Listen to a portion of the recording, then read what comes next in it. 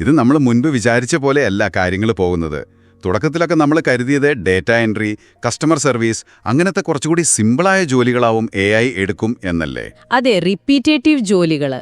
പക്ഷേ ഇപ്പോൾ നോക്കുമ്പോൾ പ്രോഗ്രാമിംഗ്, മെറ്റയിൽ തന്നെ പകുതി കോഡിംഗ് AI ചെയ്യുമെന്നൊക്കെ കേൾക്കുന്നുണ്ട്. അതും കേട്ടു.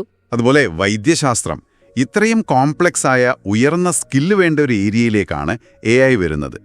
പക്ഷെ ഒരു കാര്യം, ഈ മെഡിസിൻ എന്ന് പറയുന്നത് വെറും രോഗം കണ്ടുപിടിക്കൽ മാത്രമല്ലല്ലോ. അല്ലേ അല്ല. അവിടെ മനുഷ്യന്റെ ഒരു വിലയിരുത്തൽ, ഒരു സഹാനുഭൂതി, ആ ഒരു ടച്ച് വേണ്ടേ? അവിടെ AIക്ക് എന്ത് ചെയ്യാൻ പറ്റും? അതാണ് ഡോക്ടർ ഫൗസിയെ പോലെയുള്ള വിദഗ്ധരെ ശരിക്കും അലട്ടുന്നൊരു കാര്യം. ഇത് വെറും AI-യുടെ കഴിവ് മാത്രമല്ല. പിന്നെ ഇത് അവരുടെ ഒരു പ്രൊഫഷണൽ ഐഡന്റിറ്റിയെ, ആ വർഷങ്ങളുടെ പ്രയത്നത്തെ, അതിനെയാണ് ചോദ്യം ചെയ്യുന്നത്. ഒരു എക്സ്റേ വായിക്കാനുള്ള കഴിവ് അതൊരു ടെക്നിക്കൽ സ്കില്ല് മാത്രമല്ല. ശരിയാണ്, അതൊരു അനുഭവജ്ഞാനം കൂടിയാണ്. അതെ, ഒരു ഇൻറ്റ്യൂഷൻ പോലെ. ആ ഒരു യാത്രയുടെ വിലയുണ്ടല്ലോ, അതിനെയാണ് ഈ AI-യുടെ സ്പീഡ് ചോദ്യം ചെയ്യുന്നത്. പക്ഷെ ഒരു കാര്യം നമ്മൾ ഓർക്കണം, ഇപ്പോഴത്തെ നിയമങ്ങളും റെഗുലേഷൻസും അനുസരിച്ച് ഫൈനൽ ഡിസിഷൻ എടുക്കാൻ മനുഷ്യന്റെ ഒരു മേൽനോട്ടം വേണം.